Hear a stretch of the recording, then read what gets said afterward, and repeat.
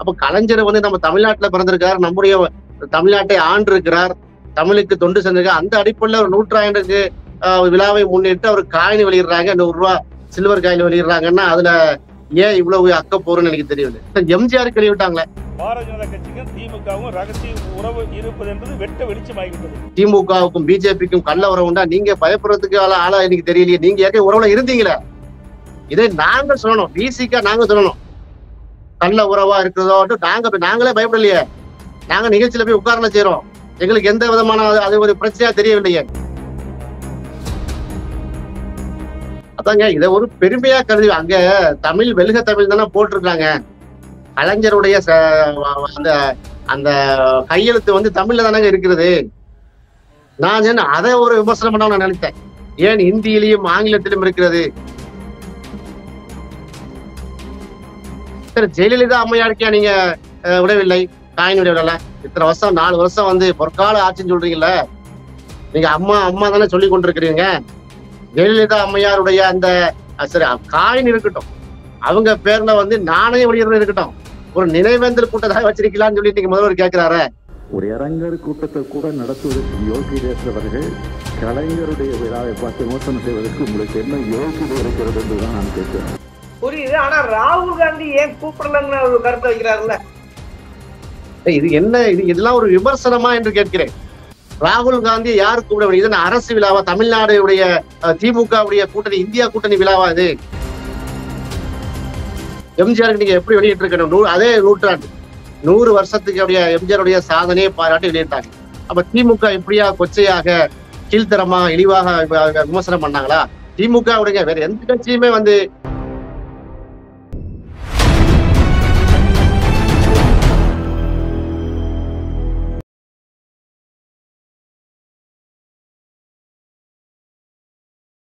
அறக்கழகம் பார்வையாளருக்கு வணக்கம். இன்னைக்கு நம்ம சந்திக்கிற அரசியல் விமர்சகர் விடுதலை சிறுத்தைகளின் மிக முக்கியமான பொறுப்பாளர் திரு அகமது சாயிப் அவர்கள். வணக்கம். வணக்கம்.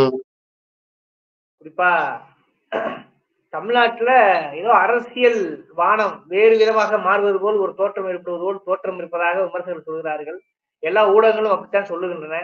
குறிப்பாக முத்தமிழறிஞர் கலைஞருடைய நாணயம் வெளியிட்டது ஒரு சர்ச்சையாக மாறி இருக்கிறது. ராஜேந்திர சிங் வந்திருந்தா கூட இது வந்து திமுக வந்து குறிப்பாக பாஜகவை நெருங்குகிறது. எடப்பாடி பழனிசாமி கடுமையாக இது கள்ள உறவுன்ற அடிப்படை விமர்சிக்க ஆரம்பிச்சிருக்காரு. அதற்கு இன்று முதலும் ரியாக்ட் பண்ணிருக்காரு. முதல்ல இந்த நிகழ்வை எப்படி பாக்குறீங்க? இல்ல, வழக்கமா தான் நடந்து கொண்டு இருக்கிறது. முதல்வரை யாரும் ராஜினாமா பண்ண சொல்லலையா? சப்ஜெக்ட வச்சு வழக்கமா தானே சொல்லுவாங்க. ஆம்ஸ்ட்ராங் படுகொலை ராஜினாமா செய்ய வேண்டும் முதல்வர் தளபதி. அதுபோல கள்ளக்குறிச்சி சாராயமா ராஜினாமா செய்ய வேண்டும் முதல்வர். இப்போ கலைஞருக்கு வந்து காயின் வெளியிட்டு இருக்கு, வன்மையா கண்டிச்சு முதல்வரை ராஜினாமா பண்ண வேண்டியதா? என்னங்க அரசியல் வந்து எப்படி பண்ணவனு ஒரு விவசாயம் இல்லாமல் போய்விட்டது. நான் அந்த பேட்டியை பார்த்தேன். நான் என்ன கேட்கிறேன், காயின் வந்து கலைஞருக்கு மட்டுமா வெளியிட்டு இருக்காங்க? காந்திக்கு வெளியிட்டு இருக்காங்க, நேருக்கு வெளியிட்டு இருக்காங்க, இந்திரா காந்தி அம்மையாருக்கு வெளியிட்டு இருக்காங்க, சுபாஷ் சந்திர போஸுக்கு வெளியிட்டு இருக்காங்க, பட்டேலுக்கு கூட வெளியிட்டு இருக்காங்க. இவங்கெல்லாம் வந்து தேசிய தலைவர்கள். மாநிலத்திலிருந்து அரசியல் கோல் வச்சு இந்த இந்திய நாட்டுக்காக அர்ப்பணித்த, அதாவது அரசியல் வாழ்க்கையில அர்ப்பணித்த சில தலைவர்களுக்கு, அது மாதிரி முக்கியமான தலைவர்களுக்கு வெளியிட்டு இருக்காரு. இது யாரு வெளியிடுறா? மத்திய அரசு, ரிசர்வ் பேங்க் ஆஃப் இந்தியாவுடைய ஒப்புதலோடு வெளியிடுகிறது. உதாரணமா பால் தாக்கரே, அவர் பாத்தீங்கன்னா மகாராஷ்டிரா மராட்டிய மக்களுக்காக பாடுபட்டவர். அவருடைய கருத்துக்கள்ல, அவருடைய சிந்தனைகள்ல, அவருடைய பால் தாக்கரேவுடைய கொள்கையில, அவருடைய கோட்பாடுடைய நிறைய மாறுபாடுகள் இருக்கிறது. ஆனால் பால் தாக்கரே வந்து மகாராஷ்டிரால ஒரு முக்கியமான தலைவராக அங்கீகரித்து அன்றைக்கு 2014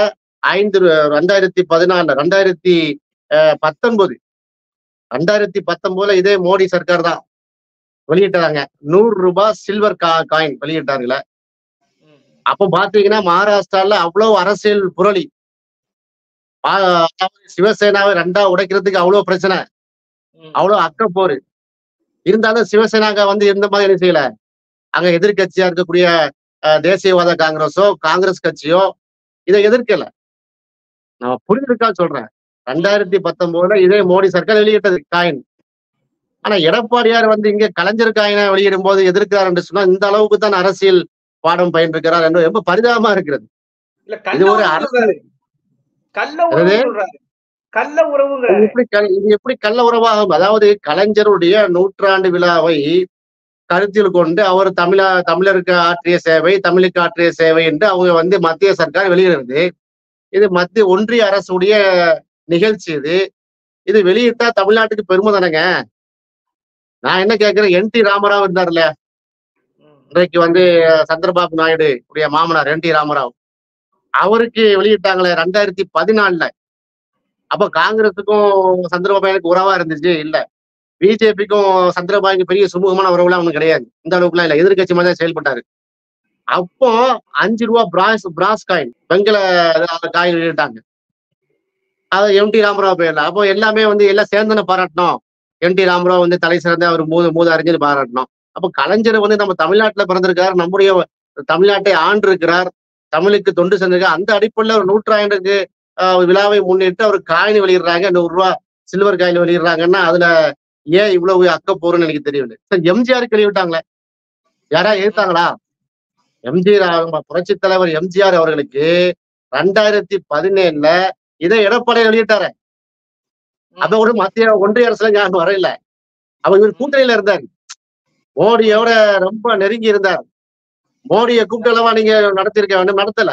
ஏன்? இவருக்கு மதிப்பு இல்லைன்னு நினைக்கிறேன். அதைத்தான் நீங்க முதல்வர் சொல்றாரு. முதல்வர் வழிமொழித்திருக்கிறார். 100 ரூபாய் சில்வர் காயின், வெள்ளி காயின் வெளியிட்டாங்களா இல்லையா எம்ஜிஆருக்கு? எம்ஜிஆருக்கு நீங்க எப்படி வெளியிட்டு இருக்கணும்? அதே 100ஆண்டு 100 வருஷத்துக்கு அப்படியே எம்ஜிஆருடைய சாதனையை பாராட்டி வெளியிட்டாங்க. அப்ப திமுக இப்படியா கொச்சையாக, கீழ்த்தரமாக, இழிவாக விமர்சனம் பண்ணாங்களா? திமுக உடைய வேற எந்த கட்சியுமே வந்து விமர்சனம் பண்ண இல்லையா? புரட்சி தலைவர் எம்ஜிஆருக்கு வந்து கண்டிப்பா காயின் வெளியிடணும், நம்ம பெருமையா இருக்கிறோம் அப்படின்னா எல்லாருமே கருத்து சொன்னாங்க. அதே போல உங்களுக்கு கலைஞரை பிடிக்கவில்லை என்று சொன்னால் அது அரசியல் ரீதியான கருத்தை சொல்லுங்க. அவரு பேர்ல வந்து ஒரு நம்ம காயின் வெளியிடுறது, நாணயம் வெளியிடுறது நமக்கு ஒரு பெருமை தாங்க. மற்ற மாநிலங்கள்லாம் எதிர்கட்சி எல்லாம் ஒன்று சேர்ந்து எங்களுடைய தலைவருக்கு வெளியிடும் அப்படி சொல்லுவாங்க. இப்ப பால் தாக்கரேவுடைய நாணயத்தை வந்து எல்லாரும் வரவேற்றாங்க. மராட்டியர்கள் முழுமையா வரவேற்றாங்க. அங்க தேசியவாத காங்கிரஸ் கட்சி, சிவசேனா கட்சி 2 பிரிவு எல்லாம் சேர்ந்து வரவேற்றாங்க. அதே போல சந்திரபாபு நாயுடு ஒய்எஸ்ஆர் காங்கிரஸ் 2ஆ பிரிஞ்சு கிடக்கிறது. அவங்க அப்படி பார்க்க இல்லை. எங்களுடைய ஹைதராபாத்துடைய சார்மினாரை நீங்க வைக்க வேண்டும், இப்படிதான் கோரிக்கை வந்தது. அப்ப என்.டி. ராமராவுடைய அந்த நாணயத்துக்கு வந்து அவ்வளவு மரியாதை செஞ்சாங்க. அதே மாதிரி வாழ்த்தா விட்டாலும் பரவாயில்லை, இதை ஏன் கொச்சைப்படுத்தி? எனக்கு இப்படி ஆச்சரியமா இருக்குது. புரியுது. ஆனா ராகுல் காந்தி ஏன் கூப்பிடலன்னு ஒரு கருத்தை வைக்கிறாருல்ல. இது என்ன? இதெல்லாம் ஒரு விமர்சனமா என்று கேட்கிறேன். ராகுல் காந்தி யாரு கூப்பிட வேண்டும்? இது அரசு விழாவா? தமிழ்நாடுடைய திமுகவுடைய கூட்டணி, இந்தியா கூட்டணி விழாவா இது? அப்படி வெளியிட்டால் இந்தியா கூட்டணியுடைய மிக முக்கியமான தலைவர் ராகுல் காந்தி ஏன் அழைக்கவில்லை என்கிற கேள்வி வரும். இது ஒன்றிய சர்க்கார், பிஜேபி உடைய ஆட்சியில் இருக்கக்கூடிய அந்த மத்திய அரசு, ஒன்றிய அரசு வெளியிடுகிறது. இன்னைக்கு முதல்வரும் பேசியிருக்கு. என்ன பேசியிருக்காருன்னா, என்ன எடப்பாடிக்கு நமக்கு வாட்சி எதிர்க்கட்சிகள் இவ்வளவுதானா அறிவு அப்படின்னு மாதிரியா சொல்லலை பயன்படுத்திருக்காரு. குறிப்பாக இது வந்து ஒன்றிய அரசு நடத்தியது, நான் எப்படி மற்ற ஆளுநர் கூப்பிட முடியும் இருக்காரு. குறிப்பா கள்ள உறவு முல்லை, இது வந்து நாங்க எந்த ஒரு காரணத்தை கொண்டும் என்ன ஒரு பிரச்சனைனா மாநில உரிமைக்கு தான் முன்னுரிமை கொடுப்போம், அதைத்தான் நிப்போம்னு அண்ணாமலை சத்தியம் பண்றாரு முதல்வர். குறிப்பா எடப்பாடிக்கு இது கூட கொஞ்சம் கூட அறிவு இல்லையாங்கிற மாதிரி பேச ஆரம்பிச்சிருக்காரு. எப்படி பாக்குறீங்க? முதல்வர் என்னை பொறுத்தவரைய தளபதி ஸ்டாலின் அவர்கள் இந்த அளவுக்கு ரியாக்ட் பண்ணிருக்க வேண்டிய அவசியம் இல்லைன்னு நினைக்கிறேன். ரொம்ப அது எதிர்கட்சியா செயல்பட்டு கொண்டிருக்கிறார், என்னுடைய தனிப்பட்ட கருத்து. ஏன்னா கூட்டணி கட்சியுடைய தலைவர் அத்தனை பேர் வந்துட்டாங்களா இல்லையா? தமிழ்நாட்டுல இருக்கக்கூடிய கூட்டணி கட்சி தலைவர் அத்தனை, காங்கிரஸ் வந்துட்டாங்க, கம்யூனிஸ்ட் வந்துட்டாங்க, எல்லாரும் எங்க எழுச்சி தமிழர் திருமாவளவன் கலந்து கொண்டாங்க. எங்களுடைய தலைவர் திரும்ப கலந்து கொண்டாரா இல்லையா? கலந்து கொண்டு வெளியே வர்றாங்க, மைக்க நீட்டுறாங்க. இதே கேள்வி அங்க கேட்கிறாங்க. காலையில இந்த நிகழ்ச்சி நடைபெற்ற முடிந்த பிறகு கேட்கிறாங்க, ஏன் வந்து கலந்து கொண்டு, எப்படி எந்த அடிப்படையில ராகுல் காந்தி கலந்து கொள்ளவில்லை? ஒன்றிய அரசு நிகழ்ச்சிங்க, ராகுல் காந்தி என்ன மத்திய அமைச்சர்கள் இருக்கிறாரா, அது பிரதமரா இருக்கிறாரா, எதிர்கட்சி தலைவராக இருக்கிறார், அவரை அழைக்க இயலாது. இது இந்தியா கூட்டணியுடைய நிகழ்ச்சி கிடையாது, திமுக கட்சியுடைய நிகழ்ச்சியும் கிடையாது. இது காயின் வெளியிடுறாங்க.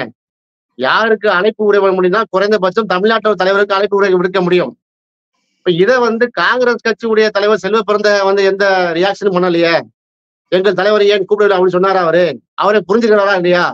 அப்ப இது எடப்பாடியார் வந்து அரசியல் பண்ண. அதனாலதான் தளபதி ஸ்டாலின் என்ன சொல்றாருன்னா, ஏன் வந்து நீங்க இந்த அளவுக்கு கூமுட்டையா இருக்கிறீங்க? கேட்கதானே செய்யறாரு, கோபம் வரதானே செய்யுது. நமக்கே எரிச்சலா இருக்கு, என்னடா இப்படி எல்லாம் அரசியல் பண்றாங்களேன்னு. சரி, ஜெயலலிதா அம்மையாருக்கே நீங்க விடவில்லை, காயின் விடவில்லை. இத்தனை வருஷம் 4 வருஷம் வந்து பொற்கால ஆட்சின்னு சொல்றீங்கல்ல, நீங்க அம்மா அம்மா தானே சொல்லி கொண்டிருக்கிறீங்க. ஜெயலலிதா அம்மையாருடைய அந்த சரி காயின் இருக்கட்டும், அவங்க பேர்ல வந்து நாணயம் வெளியிடுறது இருக்கட்டும், ஒரு நினைவேந்தல் கூட்டத்தாக வச்சிருக்கலாம்னு சொல்லி நீங்க முதல்வர் கேட்கிறாரு. இப்ப இந்த அளவுக்கு உங்களுக்கு எடப்பாடியார் என்ன, எடப்பாடியார் அண்ணன் எடப்பாடியார் நாங்க சொல்லி கொண்டிருக்கிறோம். முன்னாள் முதல்வர், எதிர்க்கட்சி தலைவர் என்ற அடிப்படையில அதை நம்ம கொச்சப்படுத்தல. ஏன் இப்படி எல்லாம் சிறுபுலத்தனமா நடக்கிறது வந்து சரியில்லைங்க. அப்ப எங்க கட்சி விசிகாவுடைய நிலைப்பாடு ரொம்ப தெளிவா இருக்குது. நாங்கள் ஒரு காலமும் வந்து என்ன செய்ய மாட்டோம், பிஜேபியை வந்து என்ன செய்ய மாட்டோம், ஏற்றுக்கொள்ளவே மாட்டோம். பிஜேபி இருக்கக்கூடிய அணி நாங்க இடம்பெற மாட்டோம். அவ்வளவு டிக்ளரேஷன் தெளிவா பண்ணியிருக்காப்ல எங்களுடைய தலைவர். தலைவரே எங்க விசிகா கட்சியை கூட்டணியில் வைத்துக் கொண்டு கள்ளவுறவு வைப்பாங்களா திமுக? காங்கிரஸை வந்து கூட்டணியில் வைத்துக் கொண்டு கள்ளவுறவு திமுக வைக்கிறதுக்கு வாய்ப்பு இருக்கா? கம்யூனிஸ்ட், மதிமுக, மாமக போன்ற கட்சிகள், முஸ்லீம் லீக் போன்ற கட்சிகள் எல்லாம் வைத்துக் கொண்டு கள்ள உறவு வைக்கிறதுக்கு எப்படி வரும், எப்படி மனசு வரும் கேட்டேன். அப்ப இந்த கால்குலேஷனை வந்து தளபதி ஸ்டாலின் போட மாட்டாரா? இதுதான் பிஜேபியோடு நாங்கள் கூட்டணி வைத்தால் இந்த கட்சி எல்லாம் வெளியே போயிடும், விசிகா இழக்க வேண்டி வரும், காங்கிரஸை இழக்க வேண்டி வரும், கம்யூனிஸ்டுகளை இழக்க வேண்டி வரும், மதிமுகவை இழக்க வேண்டியது வரும், கூட்டணியில இருந்து முஸ்லீம் லீக் வெளியே போயிடும், மாமக வெளியே போயிடும். இதெல்லாம் தெரியாமலே வந்து ஆட்சியில் பொறுப்புல இத்தனை வருஷமா வந்து பொலிட்டிக்கல் இதுல உட்கார்ந்து இருக்காரு, அரசியல் பண்ணிக்கிட்டு இருக்கிறார் தளபதி. ஆக வந்து எதில் அரசியல் பண்ண வேண்டும், எதை விமர்சனமாக்கணும், ஒரு விவசாயம் இல்லாத ஒரு பேச்சாக தெரியும். நீங்கள் எதை சொல்ல வேண்டும்னா, எடப்பாடியா இந்த பாருங்க, இந்த 3 வருஷம் ஆட்சி பண்ணியிருக்காங்க திமுக, அதோட எந்தெந்த விஷயங்கள் எல்லாம் வந்து தமிழ்நாடு வந்து கீழ் நோக்கி போய்விட்டது, மேல வந்து வளர்ச்சி அடையவில்லை, இந்த இருக்கு டேட்டான்னு காமிங்க, நாங்களும் சேர்ந்து குரல் கொடுக்குறோம். அப்ப இதுதான் வந்து ஒரு ஆரோக்கியமான எதிர்கட்சியா இருக்குமே தவிர, கலைஞர் பேர்ல வந்து ஒரு காயின் வெளியிட்டா, நாணயம் வெளியிட்டா மத்திய ஒன்றிய அரசுல இருந்து அமைச்சர் வரதான் செய்வாங்க.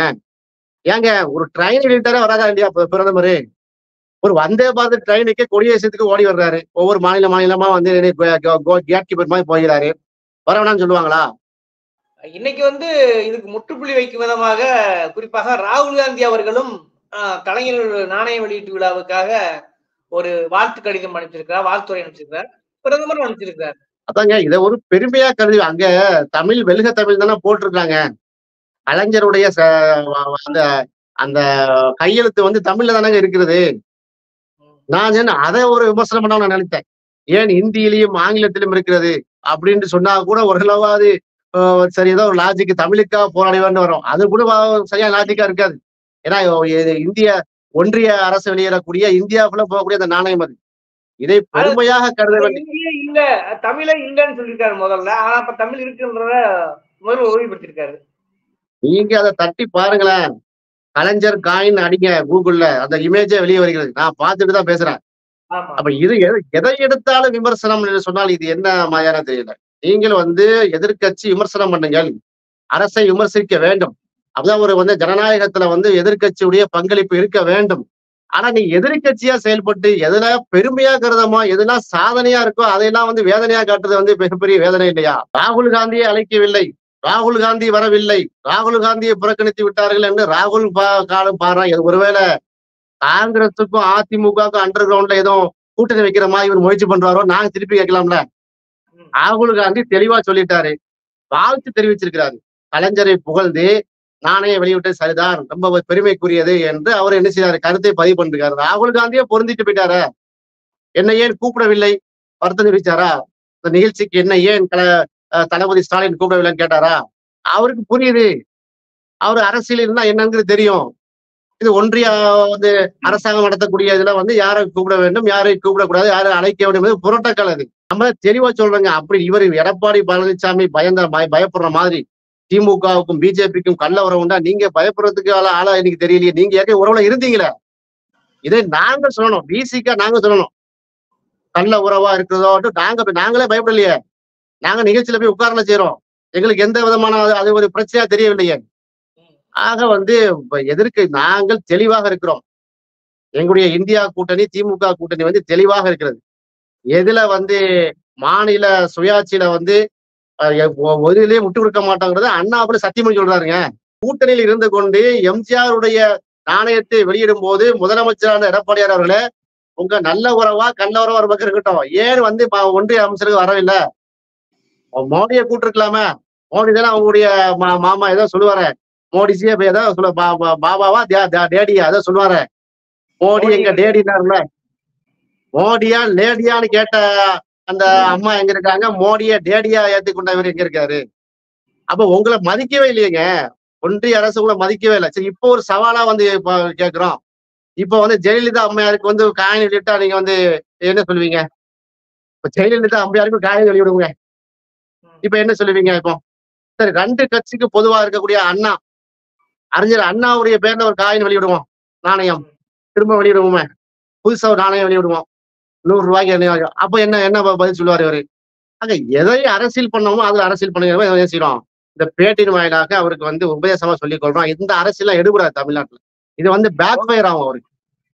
Okay okay. இது வந்து கூட்டணி கட்சியே ஏதோ மாறுவது போல், மற்ற இந்திய கூட்டணி கட்சிகள் உடைபடுவது போல் ஒரு பிம்பத்தை ஏற்படுவதோ ஒரு சித்திரத்தை உருவாக்கினார்கள்.